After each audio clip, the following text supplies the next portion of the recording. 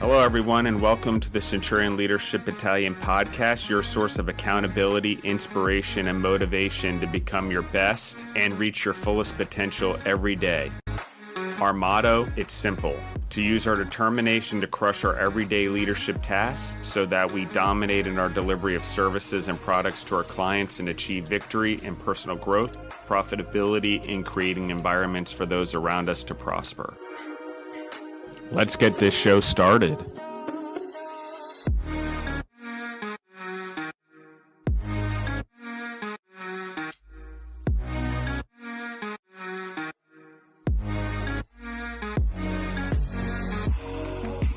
Hello, everyone. Welcome to another Centurion Leadership Battalion podcast. How's everyone doing today? Sorry if there's a little background noise. There's a lot going on at the Food Service Partners facility in Milledgeville, and even with all the soundboards today, we have a lot of new equipment coming in and stuff like that. So if you hear stuff in the background, you hear employees, I apologize. We're expanding here and adding in some new kettles and packaging equipment, and it's kind of chaos around here, so I apologize about that. I also apologize if the music and or sound comes in a little bit loud. I've tried to adjust it, but I've had to turn it a little bit louder to pick up things because of the noises in the background. It seems like it's not picking up those, and the soundboards are doing their job, but we'll see. So thank you, everyone.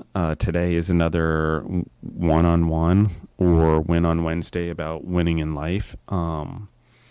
But it's also my chance to, like, if you were a mentor, you were someone in my life, or work together, a mentor meaning an equal, or someone I was coaching, I should say, based on the last Developing Young Leaders podcast. We established that coaching is when someone with more experience coaches someone with less experience. Mentors are sort of equals that are guiding each other and there for each other along the path. So both are equally important, and But in this case, this is more of coaching. This is more, hey, listen in. In today's one-on-one for the Centurion Leadership Battalion podcast is going to be called Being Emotional. And this one hits home for me. Any entrepreneur or leader out there that has any passion or any conviction, as we talked about, even Jesus had conviction and had anger and had to use that to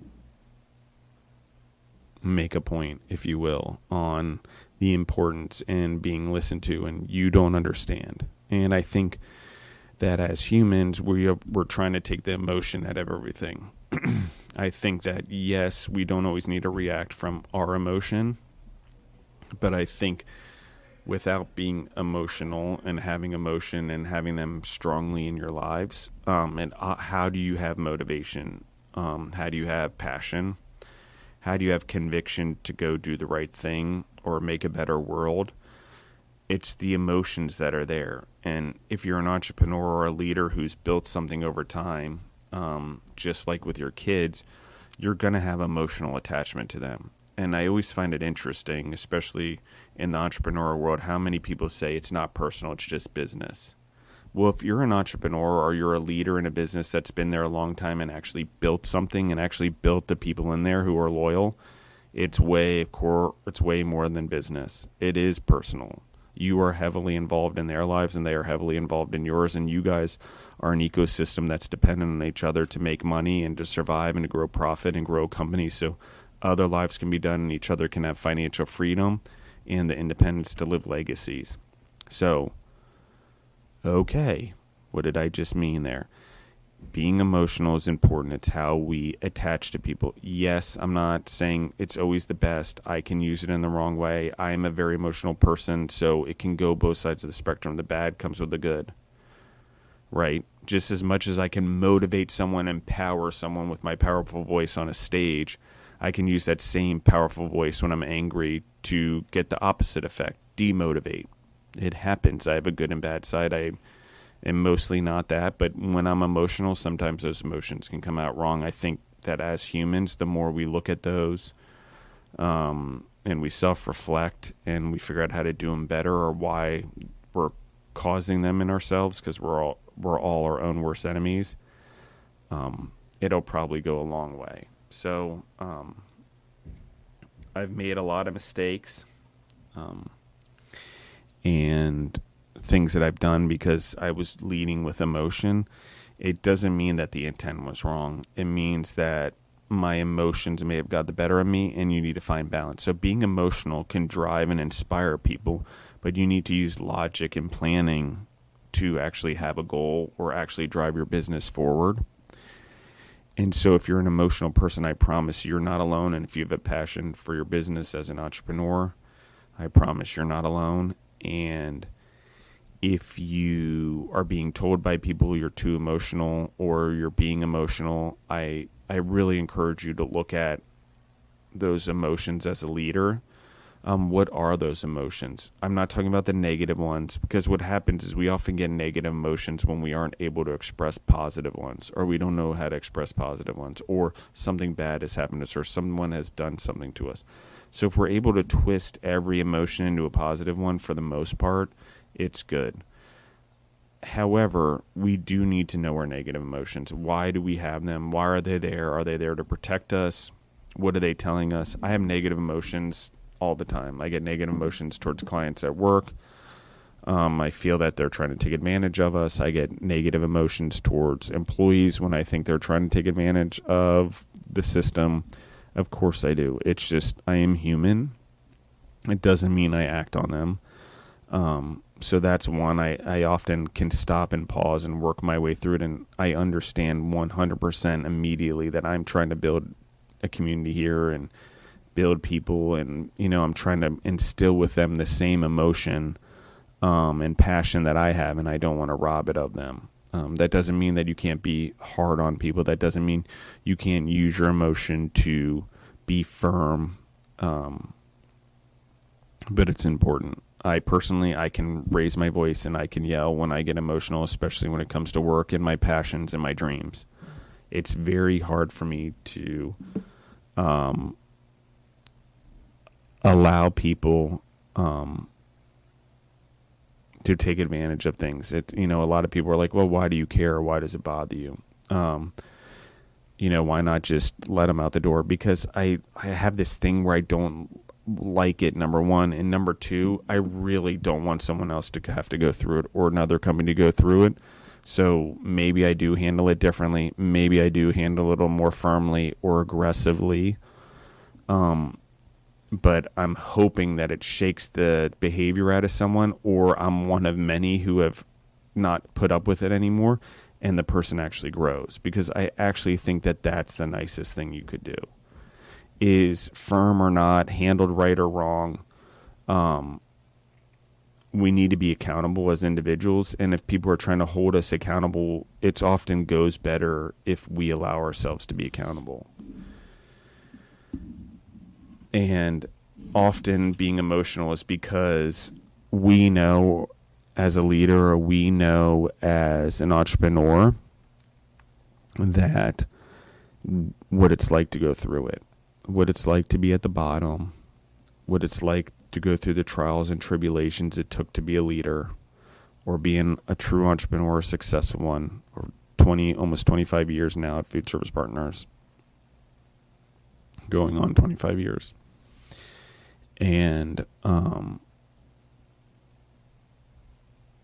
if I didn't have the emotion and I didn't have the drive inside of me, I wouldn't have flown across the country to deliver trucks for our client when there were union strikes. I wouldn't have gone down to Virginia in the middle of a snowstorm where we had drivers out and stranded and trucks out to go down and put chains on the trucks and help deliver trucks and food during the winter, because some of the drivers were stuck where they were living. You're not going to get that unless you have a passionate owner.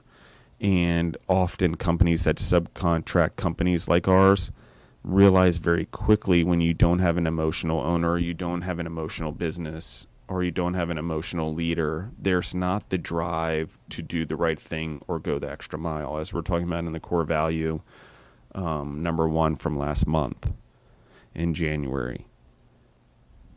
Like, if you don't have the emotion, you don't have the conviction. If you don't have the emotion, usually means you don't have the chip on your shoulder. And if you don't have the chip on your shoulder, I don't know how you have the motivation to go dominate. Because the chip on your shoulders, you never want to be put back in that situation again. You don't want to feel poor. You don't want to feel bullied. You don't want to feel abused. You don't want to feel unsafe. All of those things are reasons for to really have emotions and be emotional and have motivation and let your emotions be your passions.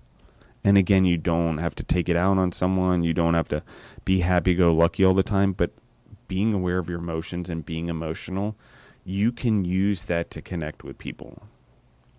I use emotion. I use my emotions because I'm a very empathetic, empathic person, and I'm very emotional. And I very much use what I'm actually feeling to connect with my audience, because I can feel it when I tell stories. And that emotion that I'm feeling is very powerful in connecting humans, and we shouldn't run away from it. And we shouldn't be afraid of it, because I got to tell you, if someone cares enough to engage in you and want a relationship with you and even care so much that your opinion to disagree with you and argue with you a little bit, as long as it's not abusive and as long as it's not all the time, I would say that person probably cares about you because they care about your opinion so much to have an argument with you. Just saying. And we do this a lot. Everyone, conservative, liberal, in America and so on and so forth, we just want to argue, but everyone just wants to hear their opinion be heard and feel like they're valid and it matters and it's right. Well, every human is right in some way, but how we do it collectively and what our goals are, I don't know that we always do what's right. We're a group species. We have group thought. We trust a lot in our leaders to make decisions for us instead of for ourselves. So when we take emotion out of it and there's not enough emotions in the world, we're not leading with emotion, right? If you don't take away emotion and we're used to making decisions without emotion, we're also making decisions without the emotion of caring for the human or the animal or how happy we could be. What's the upside? What if we bust out of the barrier of controlling our emotions? How happy we could be if we really had purpose.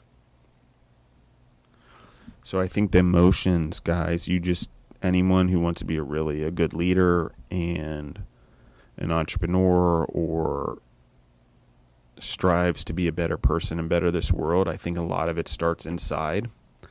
It's understanding our emotions and giving names to our feelings. It's then exploring those emotions. What are my insecurities? What am I defensive over? What are the stumbling blocks going to be that I'm going to face as a leader because of this, because of my emotions?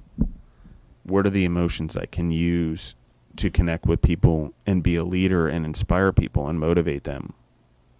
So being emotional is really pretty important. There has to be the emotion in what's going on. You have to feel it. And most of the time, guys, everyone else who's not emotional, who's not a beam or a superstar, as we've talked about, or a hot ray of sun that's being attracted to, all they're going to do is try to put out your fire because they don't want you shining brighter than them, because it makes them feel uncomfortable, because it reflects on them. Whether it's something bad about themselves or something they're not doing for themselves, or they've never been motivated, or how lucky that person is, because that's an easy excuse for the brain to pacify that you won't get off your ass and do the work. Feel the emotion. You're sad, feel it. I'm not saying to be depressed, but there's a way out of sadness if you really feel it. You start thinking about, God, I don't want to be sad. I don't want to keep feeling this way. How am I going to do this? Okay, there's therapy. Okay, there's exercising every day. Okay, there's routine. Okay, feel it in your emotions, in your feelings, and being emotional. I'm not talking about just crying. It's important, yes, but you need to emote. You need to be able to have feelings. You need to be able to know what they are, and you need to learn what those feelings are and how to lead with them. So I encourage everyone to do a couple things based on this one-on-one. The first is really just take one day, take a situation at work, take a situation with your family, and take a situation with your spouse or your children. And all three, I would write about the emotions you felt. Not what happened or what did what. I would write down the emotions that you felt. All of them in the moment as you relive it. Not thinking of the words. Yes, you're thinking of the words, but as the words are in your head, write down the emotion. Make the emotion a sub-thought that you write down. And do this a lot in your life, and you'll start seeing your common emotions. And those common emotions and being emotional, those are your rudders, guys. They're going to lead your path, positive or negative. And so when we start learning our emotions and what they are and how often we have them, it's not about being less emotional so we control all of them and we're less emotional in general because we fear the good ones and the bad ones, or we fear the bad ones and thus the good ones don't make it.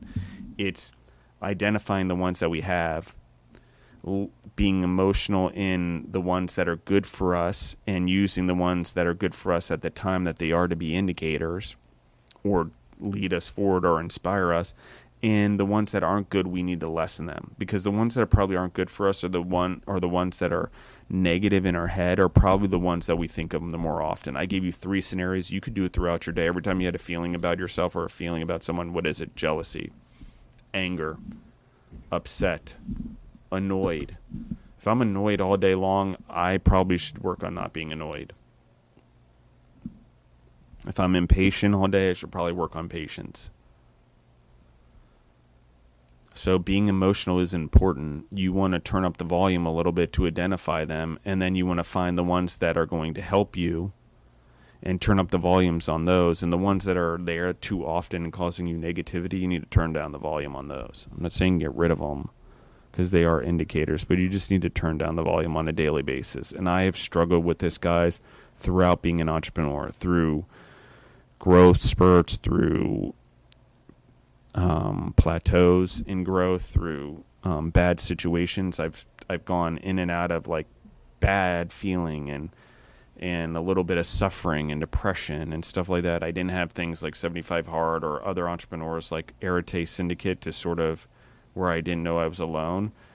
But really, if you're out there on your own and you're trying to do the right thing and you're trying to better the world through being an entrepreneur also, where it's about your legacy and about being financially successful, but also about leaving a legacy and a better planet for the world, you're going to be the most frustrated person on the planet because you're fighting the greatest battle of them all. And especially in food with what's going on in the world, it's really hard. And for us to do that, to stay consistent in order to do it, we have to have conviction, and that's an emotion. We have to have passion. It's an emotion. We have to have love for humans and the people around us. That's an emotion. That's a feeling. We have to care about the animals enough that we want to save them, but also understand that we care enough about them that we need to utilize them in order to save ourselves and the planet. And we need to rotate them, and we need to get biodiversity and things like that. It's being emotional and understanding and using that emotion as a rudder. It shouldn't drive the ship always, but it's going to determine where we end up, because our emotions, regardless of our plan and regardless of our dreams, if we feel bad about ourselves every day, no matter if we always aim for a Ferrari, we're never going to get the Ferrari. That's what people don't understand. It's that inside emotion, that negativeness that's keeping us from actually doing it. We can all achieve greatness, but we're avoiding our emotions because society's telling us, especially men, that you're too emotional anymore. You can't lose your temper, and you can't be loud, and you can't be a man, and So, and for women, they're going to lose the emotion in a different way. And we talk about that in the athletics episode. I hope we figure that out. But emotionally, women are going to be in a different emotion. They're going to, how do they succeed in a world physically that's now putting them down again? What does it mean to be a woman? So I'm not arguing either way. I'm just saying we need to emotionally walk our way through these things, and we need to be prepared emotionally for what's ahead of us. And if we really feel conviction towards something and we want to lead in something, we need to, one, get away the resentment and the negativity and the reasons that we necessarily feel that way in the negative way. So I can have passion for someone. I can want to not have kids ever be abused or be molested because that's one of my purposes in life. But I don't need to go to such an extreme that I become controlling, that I become success, that I cause abuse on someone else over it because I'm trying to push it along. And so it's a fine line, right? But being emotional is that I'm taking the emotion that I feel about something that negatively happened to me. I'm not focusing on the negative bits that what it makes me feel like, because I for the most part, I always get through those. Every once in a while, I take steps backwards. But it's then how do I use the positivity and that emotion to keep accelerating me and motivating me to keep fighting, keep speaking on this microphone, keep spreading positivity and positive leadership, which in my opinion, guys, being emotional and being a good leader and leading with conviction and passion and love, which is an emotion, it's what the world needs. And if we don't have that in our world, then I don't know how we're going to make it as Homo sapiens or as a planet. Because you're going to need to have the emotion to care about all of it. You're going to need to have the empathy. You're going to need to have the understanding. And you're going to need to be willing to put yourself in a lot of other animals, other people, shoes without looking through your own filters all the time. And you're going to have to get to know your emotions in order to do it. What are mine? What might someone else's be if they were feeling this or they were in that situation? How did I get my emotions? How did they get there? Why do I feel so strongly about this? Why, when someone comes into a room and I feel they're manipulating me, do I lose my shit? Still to this day, still doing it. So I think it's just something for everyone to look at. I'm not saying that I should do that. I'm just saying that it's a feeling and it's a behavior that I need to work on. But my feelings are telling me I'm being manipulated. How I react to it and how my emotions do it. Listen, I'm aggressive. It's just the way that I am. And if you're going to manipulate me, I don't want to do business with you. I'm not going to bullshit you around and pretend that we're okay. I'm getting straight to the point. Like if you ask me, I don't trust you. I feel you're manipulating me. You asked. Did I need to say it? Nope. But someone should, so fine.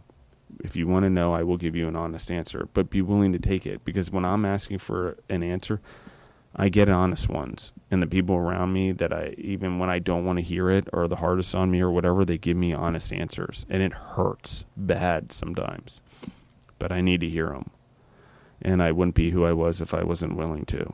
So, and yes, people take advantage of people that always are looking like us, that tend to be more self-reflective, that take more responsibility. Yes, it's an Achilles heel, and it's something that we need to work on because we already started off more emotional. And so our emotions are about being emotional, and we are the leaders in the world. We are the inspirers in the world. We are the motivators. We have the voice. We just need to go out and do it. So I appreciate everyone. Thank you for listening in, and have a great Wednesday.